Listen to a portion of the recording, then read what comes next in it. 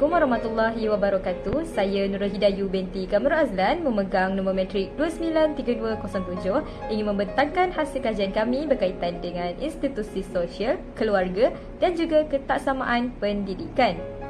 Pendidikan ditakifkan sebagai pemindahan pengetahuan, nilai dan kepercayaan masyarakat daripada satu generasi kepada generasi seterusnya.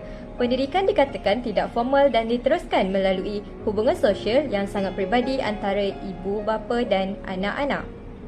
Pendidikan juga mempunyai banyak fungsi dalam masyarakat moden. Antaranya yang pertama adalah mempromosikan identiti bersama di kalangan semua masyarakat. Tujuan asas pendidikan dikatakan adalah untuk pengetahuan berkenaan sesuatu pelajaran. Seterusnya, ingin saya jelaskan berkaitan dengan keluarga. Keluarga adalah sistem sosial yang mampan, muncul dan berterusan dari semasa ke semasa. Keluarga juga dikatakan sebagai sekumpulan manusia yang mempunyai pertalian darah, perkahwinan ataupun anak angkat. Keluarga mempunyai fungsinya tersendiri, iaitu yang pertama adalah memberi pendidikan, memberi sokongan emosi dan yang terakhir adalah menyediakan tempat tinggal. Assalamualaikum warahmatullahi wabarakatuh. Jadi nama saya Aiman Nakib bin Ismail. Nombor matrik saya 291847. Bagi meneruskan pembentangan pada hari ini, saya akan membentangkan tentang pemerhatian keluarga. Terdapat 3 elemen utama yang akan dibincangkan ketika mana sebelum pemerhatian. Yang pertama ialah keluarga memberi pendidikan. Yang kedua, keluarga memberikan sokongan emosi. Dan yang ketiga pula ialah keluarga menyediakan tempat tinggal.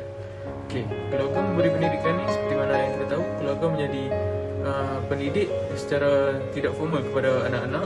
Mereka memberi didikan secara tidak langsung. Mereka juga memperkenalkan kebolehan akademik asas seperti membaca, menulis dan juga matematik. Okay. Yang kedua pula ialah keluarga memberi sokongan emosi.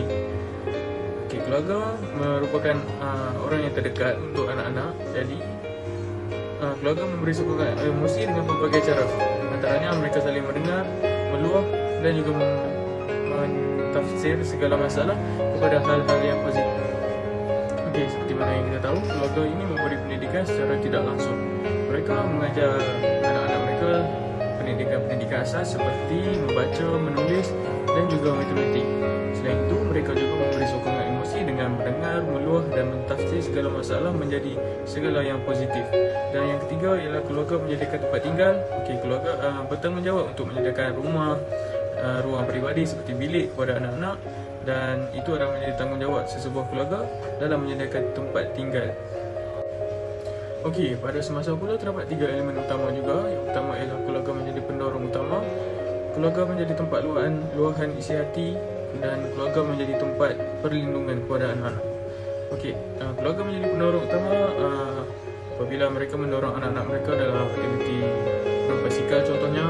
Mereka mengajar anak mereka sehingga mampu berbasikal dengan baik dan sebagainya. Yang kedua pula ialah keluarga menjadi tempat luahan isi hati. Mereka saling berbual antara satu sama lain, bercerita dan merespon segala cerita tersebut dengan hal-hal yang positif. Dan yang ketiga pula ialah keluarga menjadi tempat perlindungan. Sekalipun keluarga itu adalah B40, T20 ataupun sebagainya, mereka tetap berusaha dalam memberi anak mereka kesenangan dalam kehidupan, seperti mana mereka menyediakan tempat tinggal seperti rumah dan sebagainya. Okey, yang ketiga pula ialah selepas. Terdapat 4 isi utama yang akan dibincangkan tentang selepas. Yang pertama ialah keluarga membentuk kemenjadian peribadi anak-anak. Seperti mana yang kita tahu, keluarga mencorakkan segala peribadi anak-anak. Jika keluarga tersebut adalah keluarga yang baik, jadi anak-anak mereka pun akan ikut menjadi anak-anak yang baik. Yang kedua pula ialah dapat memahami keluarga dari aspek sosiologi. Yang ketiga, keluarga banyak juga menyumbang dari aspek pendidikan yang tidak formal. Dan yang keempat ialah keluarga membentuk acuan kepada masyarakat. Okey, bagi pemerhatian yang seterusnya iaitu pemerhatian berkenaan pendidikan. Okey, so pemerhatian dari segi sebelum. Nombor 1, pengesahan dalam pendidikan dan ilmu adalah penting bagi seseorang individu. Yang kedua, sistem pendidikan sebagai peneraju pengembangan Malaysia. Yang ketiga, sistem pendidikan yang mampan mampu meningkatkan perpaduan. Yang keempat, sistem pendidikan yang baik melahirkan tenaga kerja yang berkualiti. Dan yang kelima, kepentingan pendidikan dalam melahirkan pemimpin. So kita dapat lihat di sini, pendidikan adalah asas kepada kehidupan manusia, tidak kiralah dari individu maupun masyarakat serta negara. Pendidikan memberi platform kepada manusia untuk memiliki pemikiran yang baik serta lebih produktif. Okey, so pemerhatian yang seterusnya iaitu dari segi semasa, ketaksamaan dalam pendidikan. Ketaksamaan ini berlaku dari pelbagai aspek seperti sosial dan juga kumpulan minoriti. So yang kedua, kumpulan minoriti. Kumpulan minoriti ini, kumpulan ini terpisah disebabkan tempat mereka tinggal yang jauh menyukarkan mereka untuk mendapatkan akses kepada pendidikan. So yang seterusnya adalah kelas sosial menjadi penyebab ketaksamaan dalam pendidikan. Apa yang dimaksudkan di sini adalah kelas sosial ini terjadi disebabkan terdapat ketidaksamaan dalam masyarakat dari segi politik, dari segi kuasa serta pendapatan. Menyukarkan pendidikan itu berlangsung dengan baik. So seterusnya, faktor jantina menjadi ketidaksamaan dalam pendidikan. So kita dapat lihat di sini prestasi akademik pada masa kini, prestasi akademik wanita lebih baik daripada lelaki kerana lelaki lebih berminat untuk meneruskan pelajaran yang berbentuk aplikasi ataupun terus bekerja selain daripada mendapatkan pendidikan. So pemerhatian yang seterusnya adalah dari segi selepas. So nombor satu, pendidikan memainkan peranan penting dalam membentuk seorang insan. So kita dapat lihat di sini, pendidikan itu memberi pemikiran yang baik serta memberi mereka jalan untuk bagaimana untuk meneruskan kehidupan. So yang kedua adalah halangan pendidikan seperti faktor kewangan dan masalah sosial. So halangan-halangan ini yang menyukarkan setengah manusia untuk mendapatkan pendidikan yang sesuai untuk mereka dan yang layak untuk mereka. So yang ketiga, minat terhadap menimba ilmu itu perlu disemai kerana sekiranya kita mempunyai minat terhadap ilmu, kita akan lebih bersungguh-sungguh untuk mendapatkan ilmu pengetahuan tersebut. So yang keempat, pendidikan mampu memberi peluang untuk memajukan diri. Ini kerana pendidikan akan memberi manusia itu lebih keterampilan, lebih pemikiran yang baik untuk memajukan diri mereka dari pelbagai aspek kehidupan. Assalamualaikum warahmatullahi wabarakatuh. Saya Mizani binti Muzahir, memegang nombor metrik 293180. Hari ini saya akan menerangkan berkenaan dengan pengalaman iaitu perbandingan antara institusi sosial dan ketaksamaan dalam pendidikan. Pertama sekali, institusi sosial iaitu menghadiri istiadat convocation pada 6 Disember 2022, kakak pengkaji telah tersenarai sebagai penerima sijil tamat pengajian di Universiti Pendidikan Sultan Idris, Perak.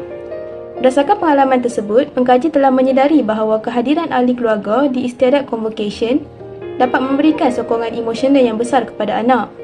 Selain itu, dari segi ketaksamaan dalam pendidikan ialah peperiksaan formal. Gambar 2 menunjukkan para pelajar diuji dengan peperiksaan formal. Mereka akan diuji untuk menentukan tahap penguasaan dalam setiap subjek yang diambil. Peperiksaan ini akan menjadi kayu pengukur bagi melihat sejauh mana tahap pemahaman pelajar dalam pembelajaran yang disampaikan oleh guru. Oleh itu, perbandingan yang boleh dibuat ialah setiap pelajar berada dalam peringkat pembelajaran yang berbeza. Pelajar yang menduduki peperiksaan berada dalam proses pembelajaran aktif, sementara pelajar yang sudah memperoleh kejayaan mungkin telah menyelesaikan peringkat tertentu dalam pendidikan mereka. Perbezaan ini mempengaruhi keadaan mental, pengetahuan dan keupayaan mereka. Pelajar yang sudah memperoleh kejayaan mungkin mempunyai pengalaman dan kecekapan yang lebih besar. Mereka mungkin telah mencapai matlamat tertentu dalam pendidikan atau pencapaian lain yang memberi mereka keunggulan dan keyakinan. Assalamualaikum warahmatullahi wabarakatuh. Nama saya Nur Makish binti Roslan, memegang nombor metrik 293136. Pada bahagian ini saya akan menyambung pembentangan berkaitan perbezaan pengalaman di antara dua tugasan yang diberikan.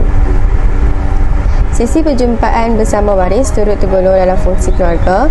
Hal ini dikatakan demikian kerana ibu bapa yang turut serta dalam sesi perjumpaan waris dianggap berminat dan beri perhatian terhadap pencapaian akademik anak-anak. Selain itu, pengkaji juga menganggap bahawa ibu bapa memberi kerjasama dalam membantu pelajaran anak-anak kerana perjumpaan yang diadakan merupakan sesi perbincangan antara guru dan waris tentang perkembangan anak-anak.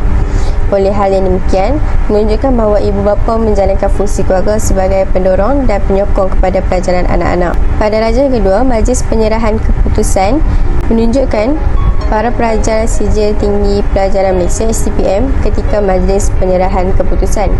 keputusan yang diperoleh setimpa dengan usaha yang diberikan oleh setiap pelajar. Ada yang memperoleh keputusan yang cemerlang dan ada juga yang memperoleh keputusan yang kurang cemerlang. Segala tenaga dan masa yang telah dicurahkan menjadi bukti usaha yang telah dilakukan.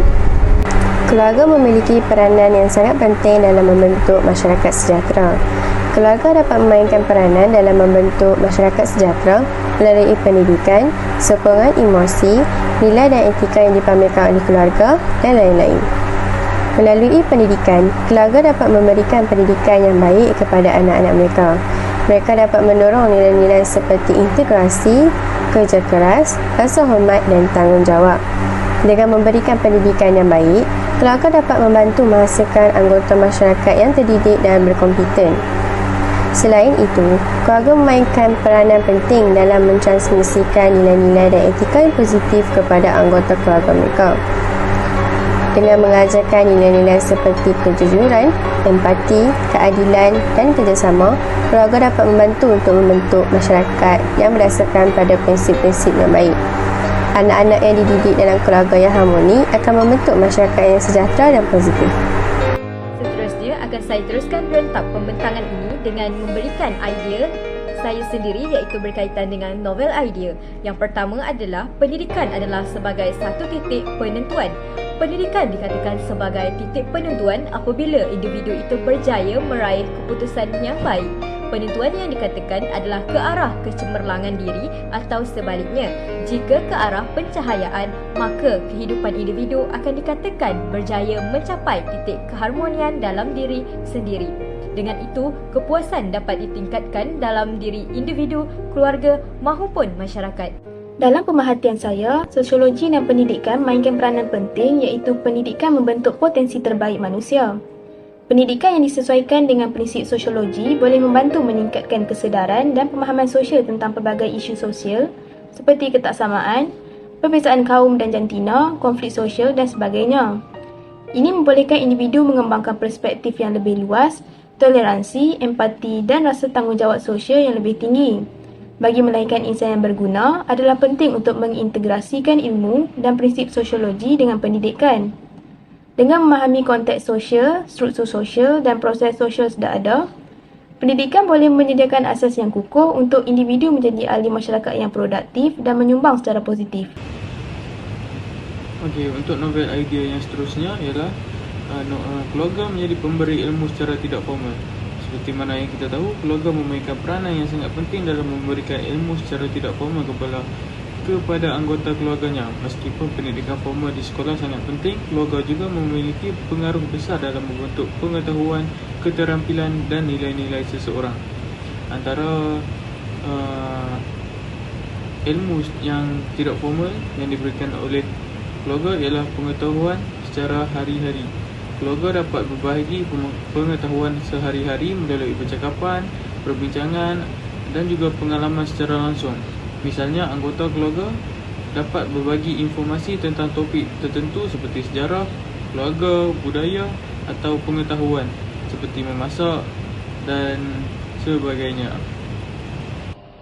Okey, novel idea yang seterusnya iaitu pendidikan asas kehidupan. Pendidikan memiliki peranan yang sangat besar terhadap kehidupan seseorang individu serta masyarakat secara keseluruhan.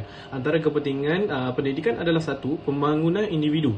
Pendidikan membantu individu untuk mengembangkan potensi serta bakat mereka secara optimal. Melalui pendidikan, individu dapat memperoleh pengetahuan, keterampilan, pemahaman yang diperlukan untuk mencapai kejayaan dalam pelbagai aspek kehidupan. Seterusnya, peningkatan kualiti kehidupan seseorang insan dapat ditingkatkan. Kerana dengan memperoleh pendidikan yang baik, seseorang memiliki peluang yang lebih baik untuk mendapat pekerjaan yang baik serta menghasilkan pendapatan yang lebih lumayan serta mendapatkan diri mereka akses kepada kemajuan kesihatan dan teknologi di dunia. Serta pendidikan membantu individu untuk mengembangkan sikap-sikap positif dalam diri. Seterusnya, pendidikan mengembangkan ekonomi. Dengan adanya tenaga kerja yang berpendidikan, ia dapat meningkatkan produktiviti serta daya saing negara di pasaran global. Pendidikan juga berperanan dalam mencipta inovasi, mengembangkan teknologi dan meningkatkan kapasiti manusia yang menjadi dasar pada pembangunan ekonomi yang berkelanjutan. Seterusnya, secara keseluruhannya, pendidikan memiliki peran yang sangat penting kerana ia mampu membentuk kehidupan seseorang manusia dalam pelbagai aspek dan memberi kesan yang baik terhadap manusia. Berikut adalah merupakan kesimpulan yang dapat dibuat sepanjang saya menjalankan tugasan ini. Yang pertama adalah berkaitan dengan institusi sosial keluarga. Fungsi keluarga memainkan peranan penting dalam masyarakat dengan menjalankan fungsi-fungsi sosialnya. Keluarga juga berperanan sebagai pembentuk identiti individu melalui nilai murni, norma sosial serta menyediakan pendidikan kepada masyarakat. Namun begitu, pendidikan juga boleh disimpulkan sebagai pendidikan berkualiti mampu melahirkan insan berguna untuk masa hadapan. Pendidikan juga dikatakan sebagai peningkatan sosiologi pendidikan memberi impak yang positif kepada penduduk setempat.